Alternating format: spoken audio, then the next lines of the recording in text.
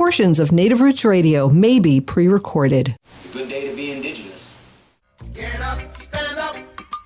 They are going to become more brutal. Couldn't cut, hitting cut again. Because all the hippies were trying to be Indians anyway. They're going to become more repressive because it's a matter of dollars and their illusionary concepts of power. Hey, Victor. We must live in balance with the earth. And also with recent happenings at Wounded Knee. I am awake. Welcome to Native Roots Radio presents I'm Awake, and I'm your host, Wakanja Hade.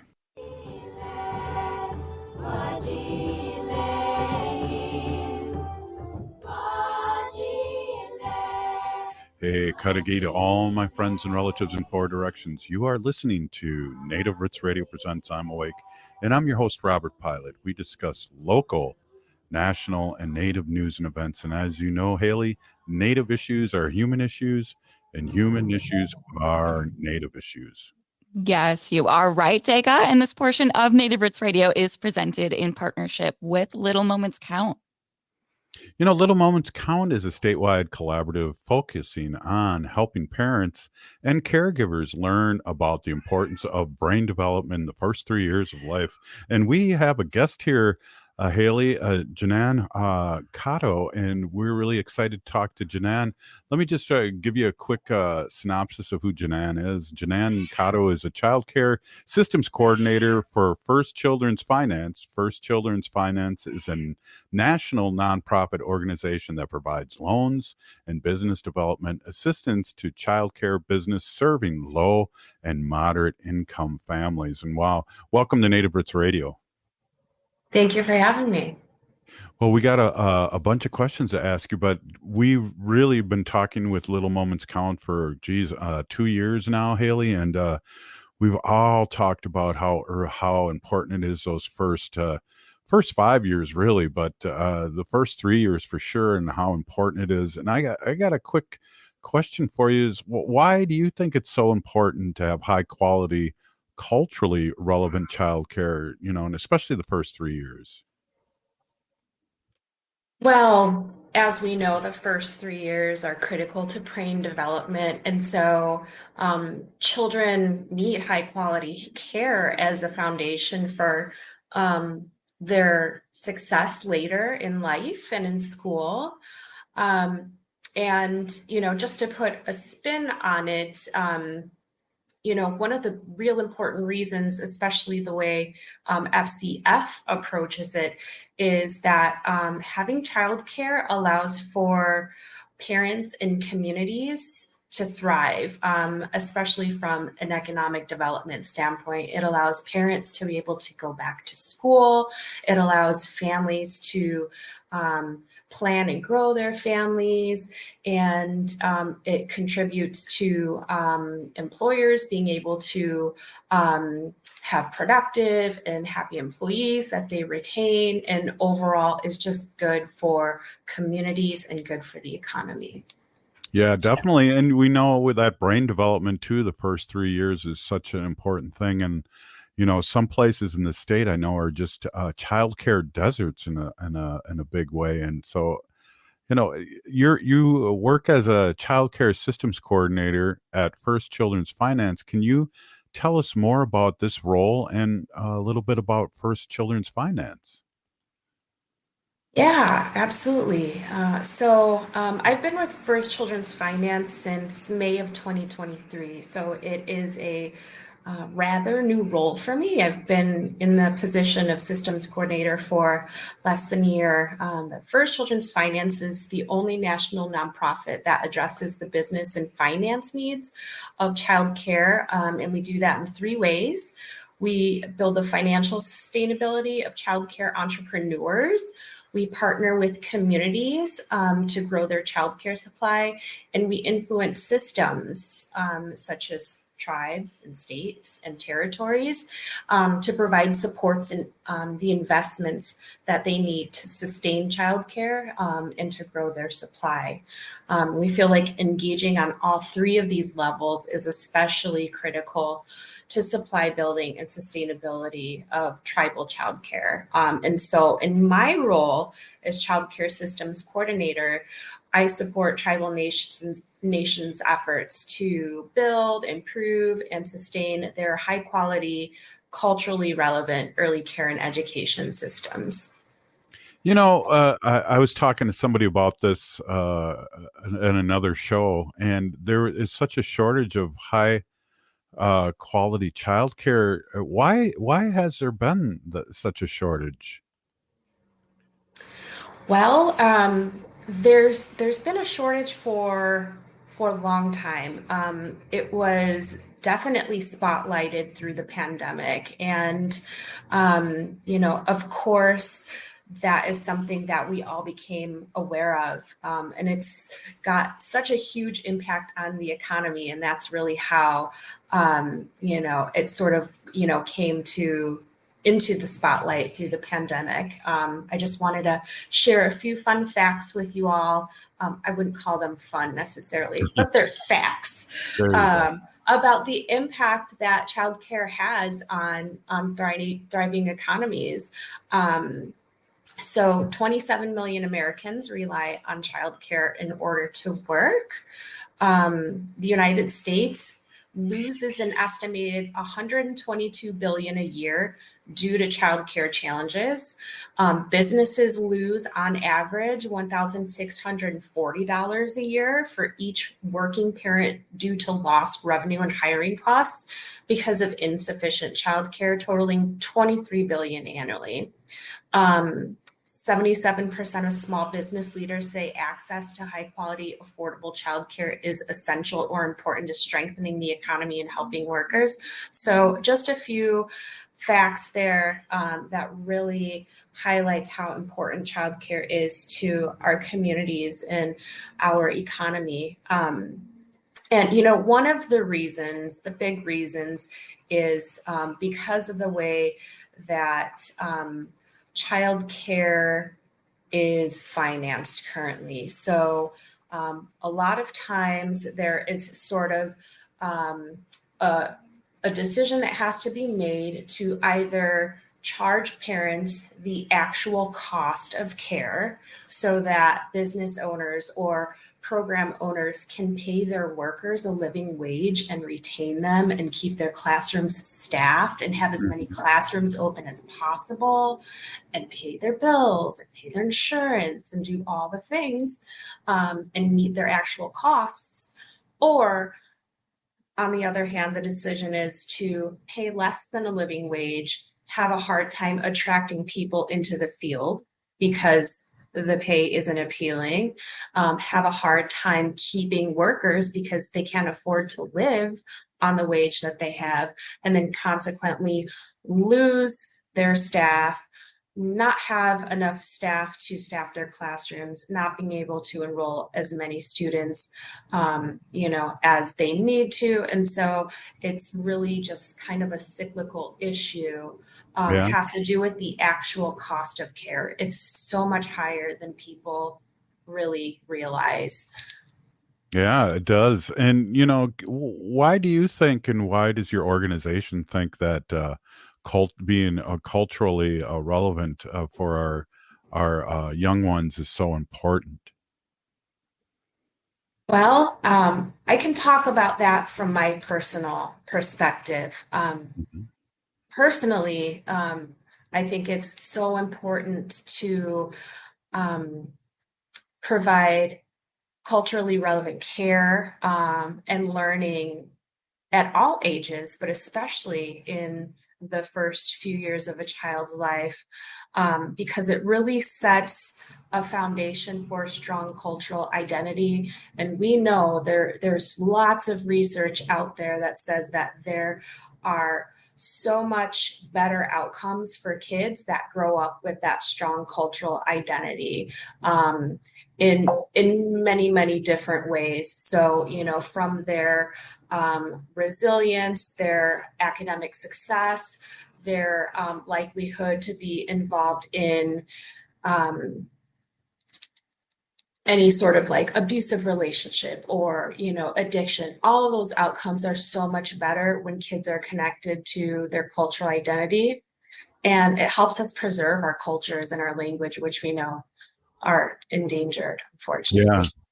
Yeah, definitely. I feel like, though, when we have a discussion like this, it's on the upswing, and people are more apt to keep culturally relevant things going. So Jannan, I really appreciate your work. And we're going to take a quick short break. And I'm here with Jannan Cotto, First Children's Finance, and we're talking a little moments count episode here. We'll be right back after this short break. Stay with us.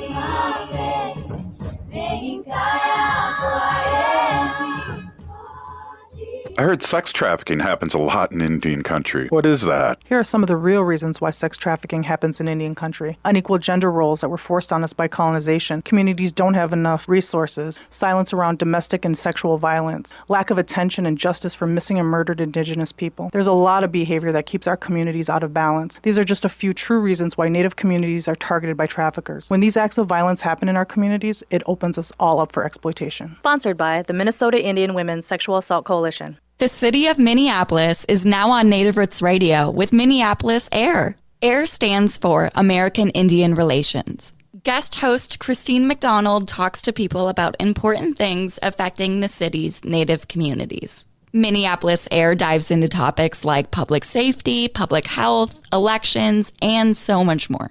Tune in to Minneapolis AIR on Native Roots Radio from 5 to 6 p.m. on the second Wednesday of every month, right here on AM 950. Hey, if you're like a lot of people, you're probably relieved that the holiday celebrations are over. But there's one thing that might stay with us from the holidays besides all those gifts, and that's COVID-19. Numbers from COVID are going up as we spend more time inside. And Native Americans are seeing even bigger case spikes. With all the indoor celebrations over the holidays, you may have unknowingly been exposed to someone with COVID-19. That's why it's important to stay vigilant. If you notice any symptoms like a fever, a tickle in the throat, or heavy fatigue, take an at-home test. They're still free and can be ordered at sayyeshometest.org. If you do test positive, you're eligible for free treatment, and no health insurance is required. Visit health.state.mn.us to connect with providers and receive your treatment. Let's make 2024 the healthiest year ever, securing a brighter future for our Native community.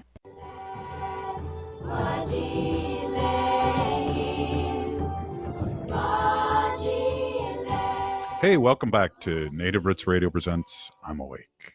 This portion of the show is supported by Little Moments Count, who is a statewide collaborative focused on helping parents and caregivers learn about the importance of brain development in the first 3 years of life. Hey, did you know, Haley, that nearly 80% of brain growth happens in the first 1,000 days in small moments of interaction, like talking, playing, reading, and singing, help create the pathways to build a child's brain during this early stage in life. Yes. And you can learn actually more facts like that at littlemomentscount.org. Hey, we're here with Jannan and Cotto, and we are talking about the child care system and First Children's First Children's Finance, and really a lot of information about the background of how important it is for not only early childhood but development, but also the people that take care of our little ones, and how you guys support and with childcare across Turtle Island. So really happy to have you on and talk a little bit about this. I have a quick question, Jannan, and one of it is you were in the Twin Cities here this past week. Can you tell us a little bit about what you were doing here? Yeah, I just landed at like midnight last night.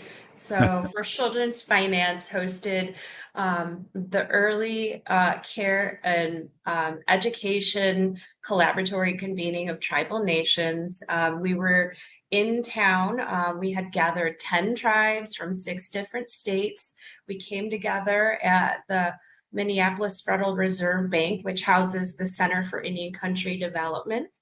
And we brought cross-functional tribal teams together. So not just education folks, but folks from representing department leadership and divisions and levels of government from across the tribe to come together, step away from their everyday work, to have the time and the space to focus and look at what they have in their early care and education systems, and what they want to do, where they want to go, set some priorities, and really start thinking about some planning improvements, so that they can build and sustain what they already have.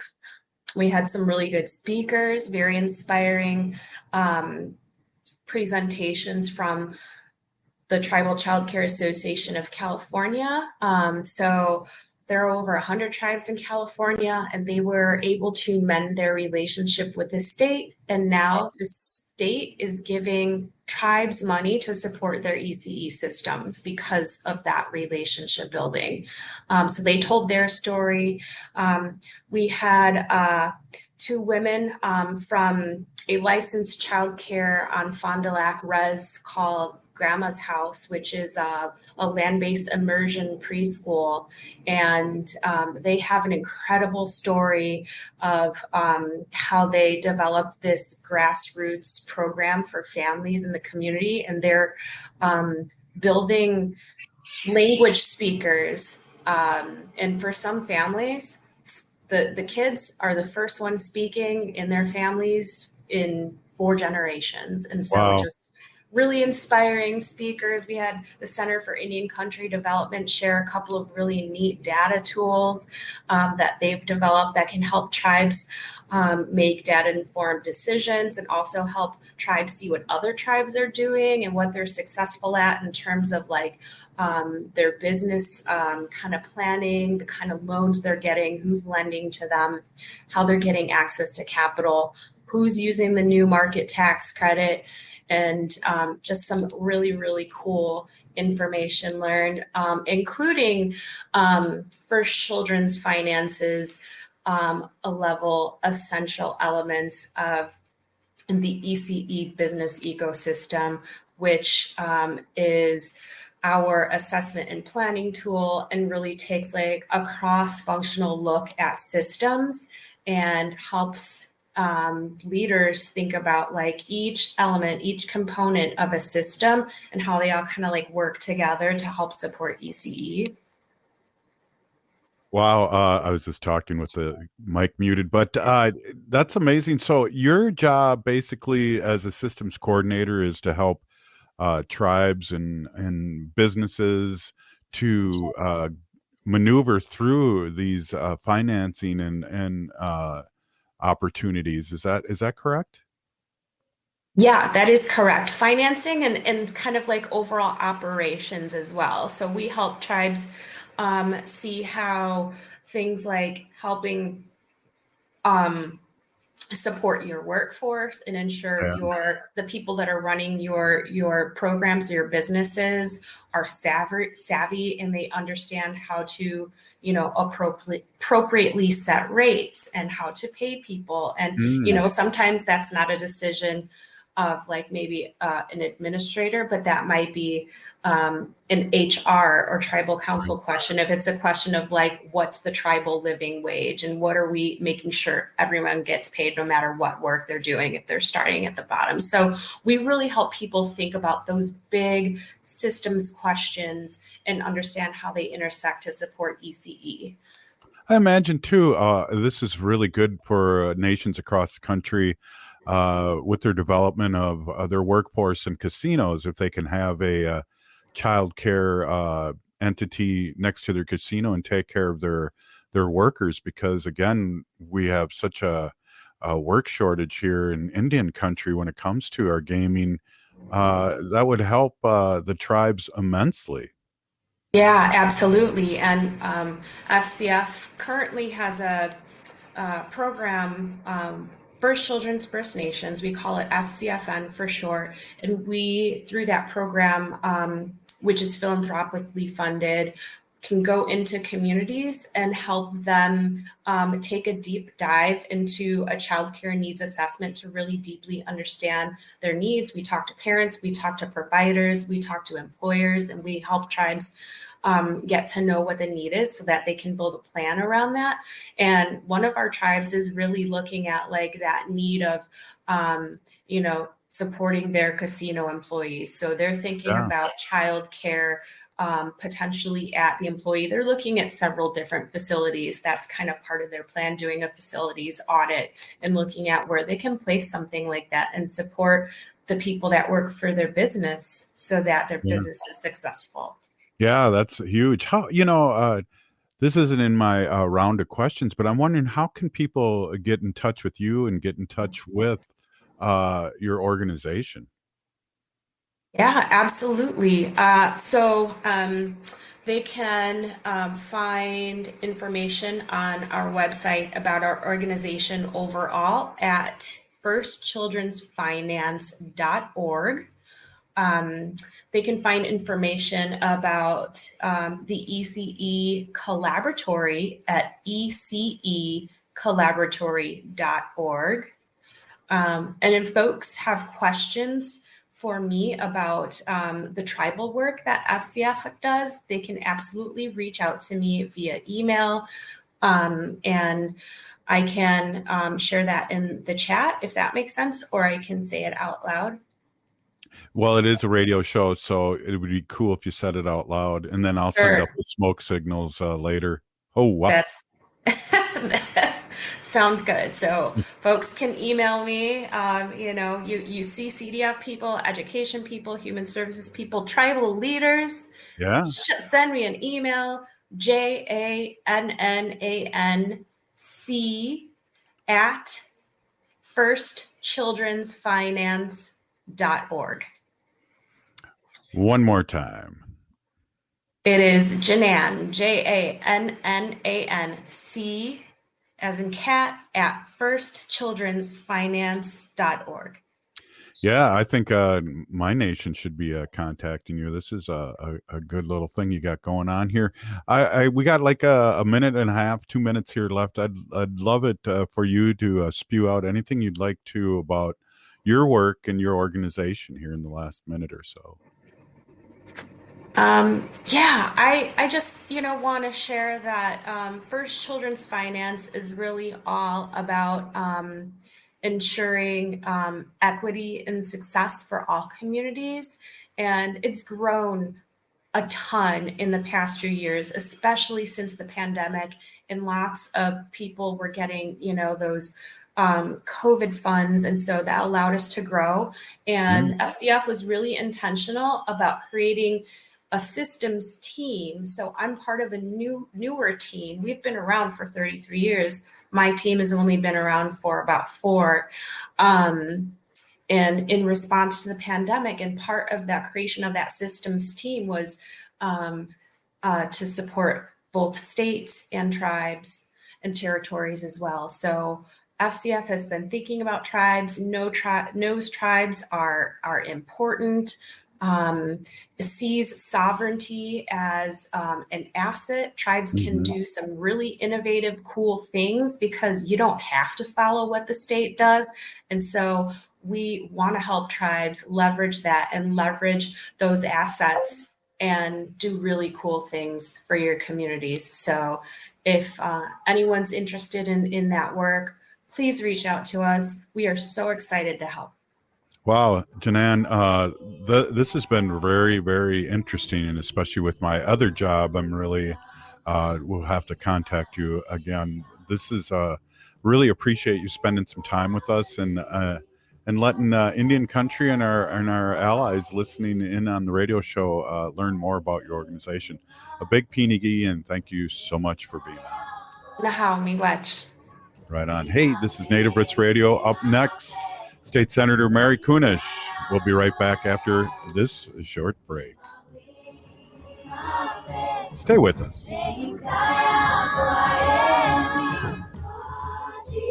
Minnesota has the only original wolf population in the continental United States. And 80% of Minnesotans believe the wolf should be protected. Howling for Wolves is asking Minnesotans to respect our true wildlife manager, the wolf. Their survival is critical to our ecosystems, our communities, and even our economy. As highly intelligent animals with strong social bonds, Minnesota wolves deserve to be protected and admired. Learn more at howlingforwolves.org. Let's live and let howl.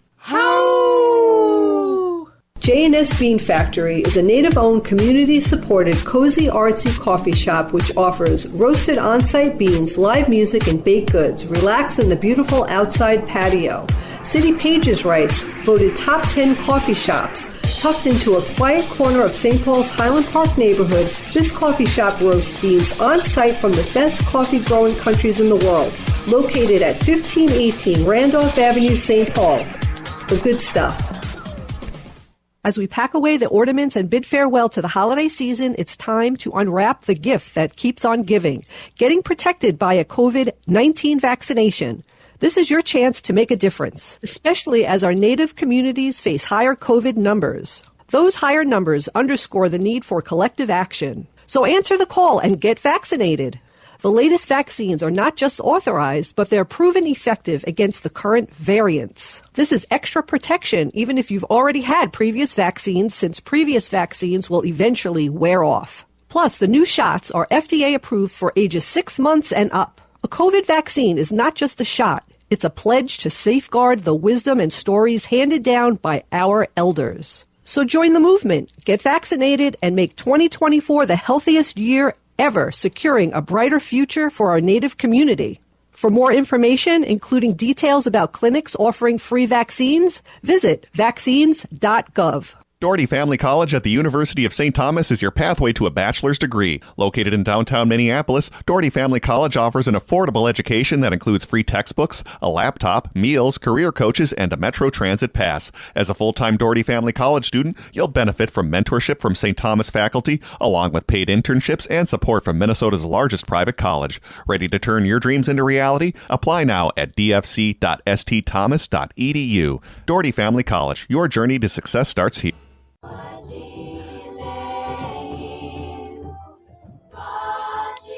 Hey, welcome back to Native Roots Radio presents I'm Awake, and I'm your host, Robert Pilot.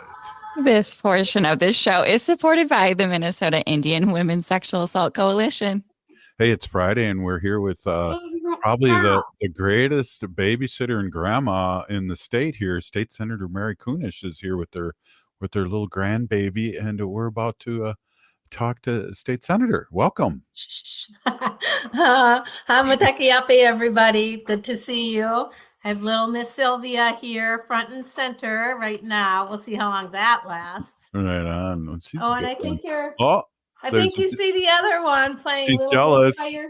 Yeah. You need a bigger lap. She's jealous. She's a firefighter. She was making faces at me earlier, and now she's hiding her face in the firefighter cap. So you never know with that one. That's right. That's the wild one, right? Yeah, they're both pretty. They're both pretty interesting girls. Yeah, definitely. Hey, before we get going too much, Biden for the score last night, huh? Yeah, I unfortunately wasn't able to see it yet. I want to go back and take a look, but we had a late day at the legislature, and then there's an organization here in Minnesota that supports women candidates, women winning, and they had a big event last night, and I have a wonderful legislative assistant, Emma, and 2 wonderful interns. And so we all went over there to celebrate and support women candidates in Minnesota. It is, International Women's Month. So that's where I was last night. But I've heard really good reports that he was on point, really, really sent his message clearly and effectively. And I've heard really good reports. Well, Super Tuesday, both Michigan and Minnesota sent him a message too with Uncommitted. Oh my gosh, yes.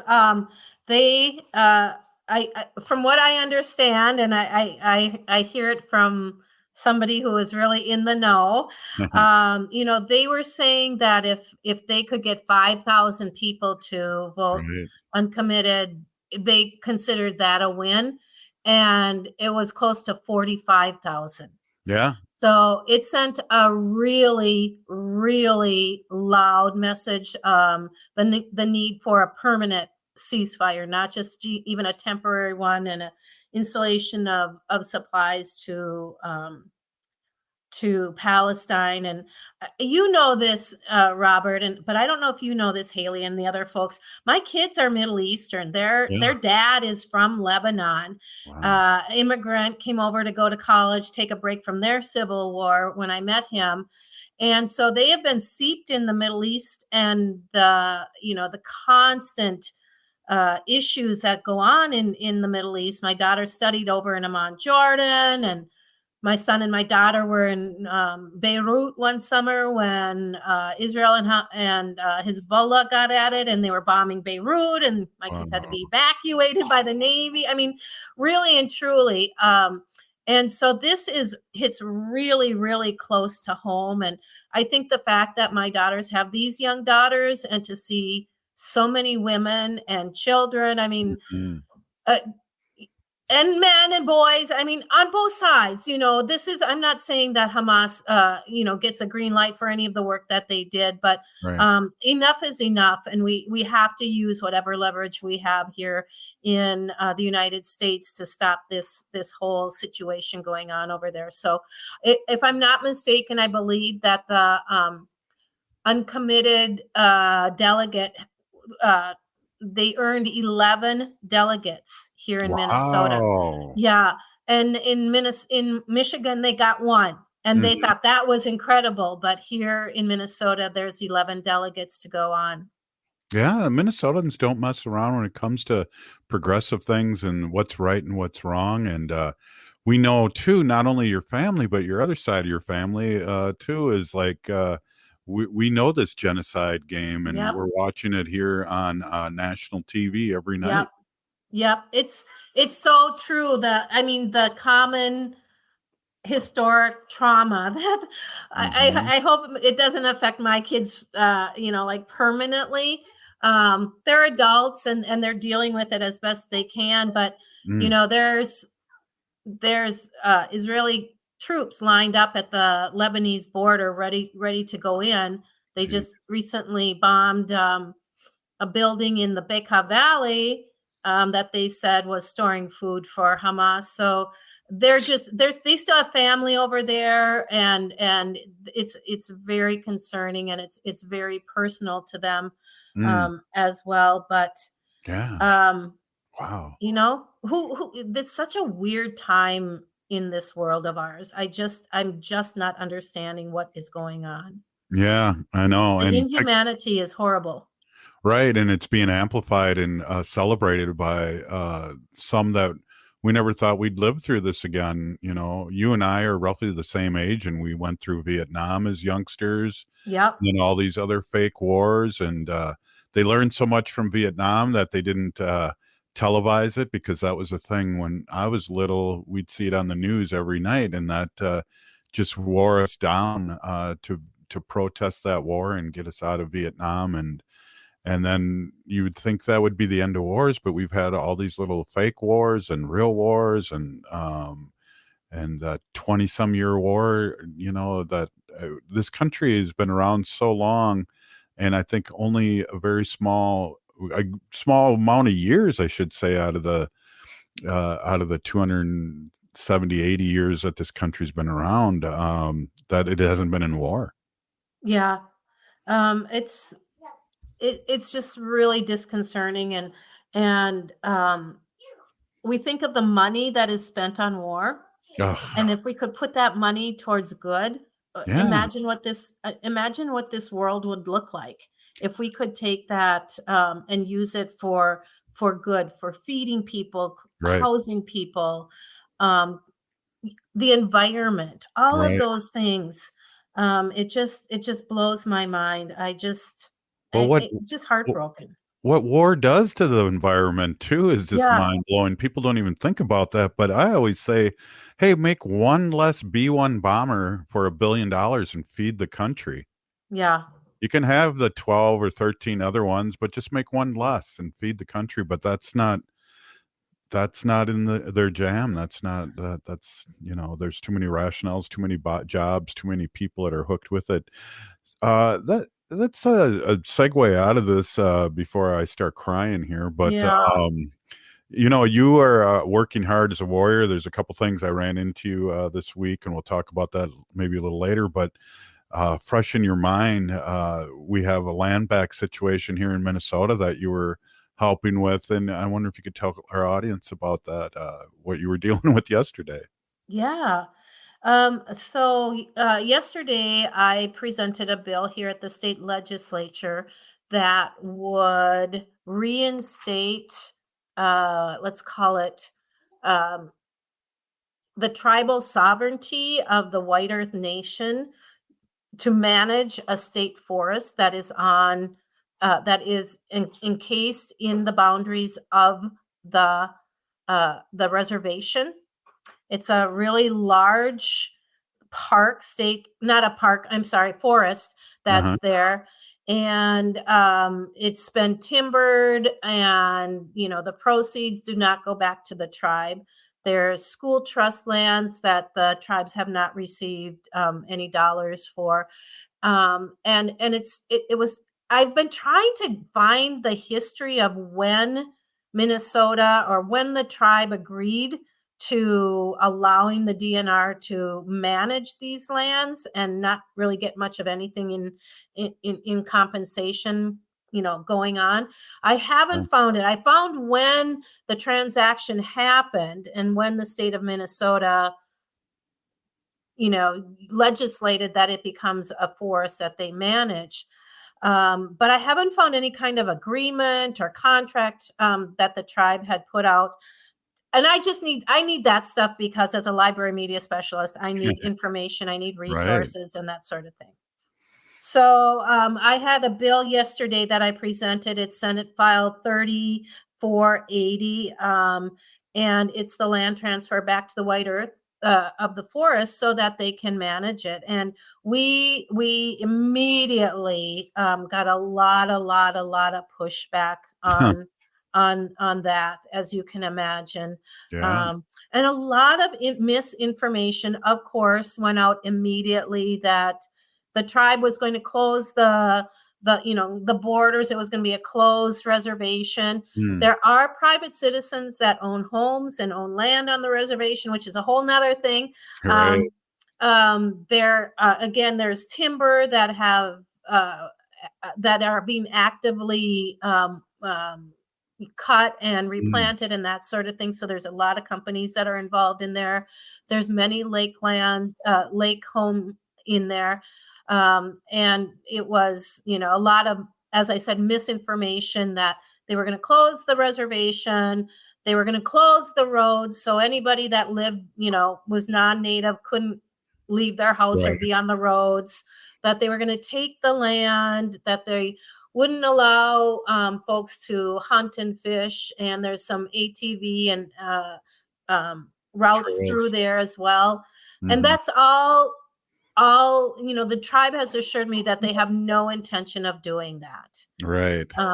And what the bill really does is it gives 5 years for this transaction to happen. And it creates a task force that would be appointed by the commissioner of the DNR in consultation with the tribe.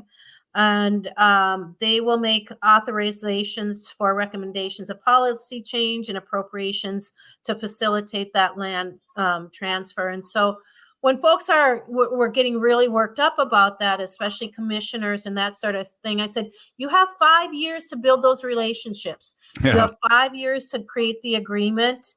It's not going to happen tomorrow. It's not going to happen in a year. There's 5 years of working together to get this done. And I'm hopeful, but I know it will be a hard task to do. Well, again, Peony Gigi for your work and supporting the tribes and starting the process. So I guess that's a big deal just to start the process. Yeah. Yep, it It is. really is. So, Yep. hey, we're here with State Senator Mary Kunesh, and up next, Senator Mary Kunesh, and we'll be right back after this short break. Stay with us.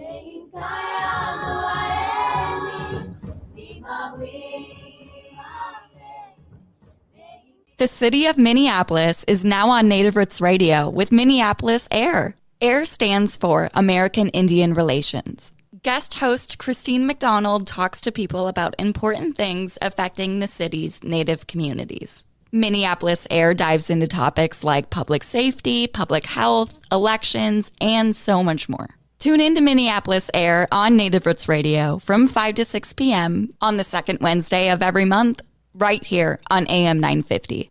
All My Relations Arts presents Okizi. Okizi means to heal, and the exhibition highlights the healing power of cultural revitalization for Native communities. Okizi showcases prints, mixed media, textiles, beadwork, digital collage, and glass sculptures by Native American and Sami artists. It explores Indigenous communities' active healing efforts through language revitalization, land back movements, and embracing traditional knowledge. Visit All My Relations Arts to experience Okizi through April 13th. More information at allmyrelationsarts.org.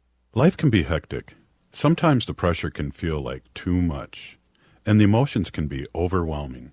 Hennepin County's COPE Mobile Crisis Response is here to listen and help you find a way through whatever is going on in your life. Call 612-596-1223 for no-cost crisis support anytime, anywhere in Hennepin County. That number is 612-596-1223.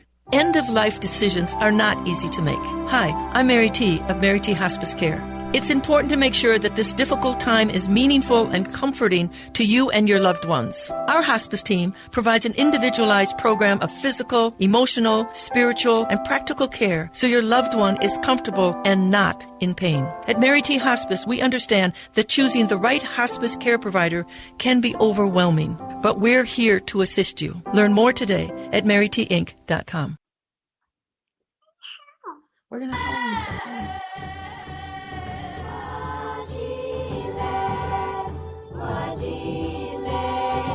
Hey, welcome back to Native Roots Radio presents I'm Awake.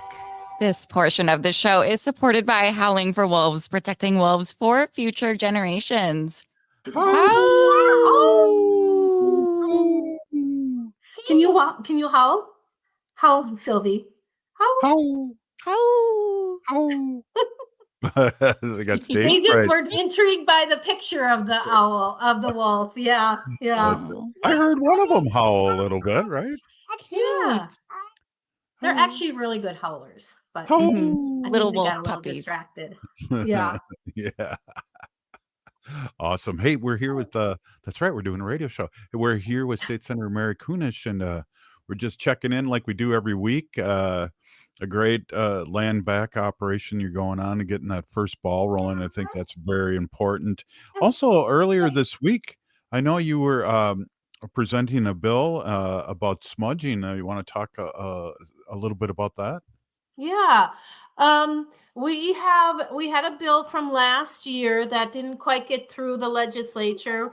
We had a crazy legislature last year, so it didn't get through. But this bill that we heard would allow schools to allow smudging in the schools for our Native students. And, you know, there's lots of programs in schools right now. No, your mom's not here yet. That have really intense Native population in their schools, and those schools that have already allowed it have shown really great difference when kids smudge, and not just Native kids, but other kids, because it centers them, it brings them back to kind of like their values. And it's, you know, the cultural significance of it is not lost on anyone. And I was really impressed by how the folks in the legislature on both sides of the aisle really listened intently and asked really good questions about it. We had the principal from which school is it? One of the schools came to talk about how they implemented in their school and allow it. And then we had a bunch of students come. Suzanne Nash brought a number of students to talk about how important it was to them. And it was just, was it Harding? I think it was the principal from Harding that came. And it was just a really, really good kind of introduction and education. And I feel like that's what we do a lot at the legislature is educate folks on these really unique issues. And so it passed on to the next. It has to go to state government finance because there are some safety, issues, fire or smoke or whatever. Right. But I think we're going to be okay on this one. I think so. Yeah. I don't know if you remember me telling you this, but when I taught for many years, we did smudge at Harding, and we had full support of the custodians too, because there was an alarm in my studio. I can't remember if it was a smoke alarm or if it was just but anyways, they were able to turn that off when we asked to smudge in the morning. And so it was very centering, and it was open to everyone. I'm glad you said that too, because not only my all native homeroom that I had at Harding and that I started there in the first one in the district to have an all native homeroom, it was centering, but it was also open to everyone. And I think that's a really good point that you brought up about that. Yeah. And I know you mentioned, St. Paul School District was maybe the first one in the metro area to allow smudging in the schools. Officially. And I was really fortunate to be there the night that they had the hearing and it was approved. And of course, that was led by John Bobolink. Yeah. And so we will have to see about, recognizing him in this bill for the work that he did in that way. Yeah. And the one thing about John too, I had an opportunity to speak. And one thing about John is that he was there for the students and the kids, and he was always there for the right reason. And it was important for me to bring up because I was on the parent committee that he never held grudges, and he really never did. He was a good soul and a great leader, and he'll be missed. He is, and I think we talked about this. I saw him at just a few weeks ago at the Anda Young powwow, and he did not look well, but I didn't expect him to go as quickly as he did. So, rest in peace, John. But I'm glad I got to see him that one last time. And prayers to his family. What a strong family. His son, John the III, spoke, and it was like, wow. I know your father's proud of you. He spoke very well and had spoken in front of a large group and did really well. Hey, we only got a couple minutes left here, but I saw you at an event, and the event's happening again tonight and tomorrow, the last few days. And what a scream. I went last night again, and they had the screen working in the background, and it was almost like a different play, because when I went and saw it, and I think it was the same night you saw it, there was no back screen going with the lyrics and different pictures. But I'm talking about the supported by New Native Theater, Bear Grease, the play. Yeah, it was really a fun play. I think it was the very first night, and I don't know if they were able to get everything, in order, but nonetheless, I thoroughly enjoyed it. And the songs, I love the way they made them native centered, and the dance, some of the props that they used were so unique. And yeah, it was just really fun. My sister lives up in Fargo, and she saw it up there, and she said, you should try to bring it down to the Twin Cities and sponsor it and do all that stuff. And I was like, oh, I don't have time to do that. So when we saw that it was coming to the Twin Cities, two of my sisters and one of my sister's family went. We went and just really enjoyed ourselves. I can't believe, and I was talking to Wendy about this, I can't believe because the original play or the original musical came out in 1978 with John Travolta and Olivia Newton-John as the leads. And that must not have been my jam. I must have been too cool or something because she saw it like 20 times, she told me. And I'm like, that sounds like the story of everyone. Dr. Stately saw it a million times and then he made his kids watch it. But it was a classic and a classic bend of that story. It was a lot of fun. And I might sneak out there tonight because my daughter, Jelaine, and her husband, Micah, are going to be there. And I might just go up there and hang out with them and go see it again. Okay. Ooh.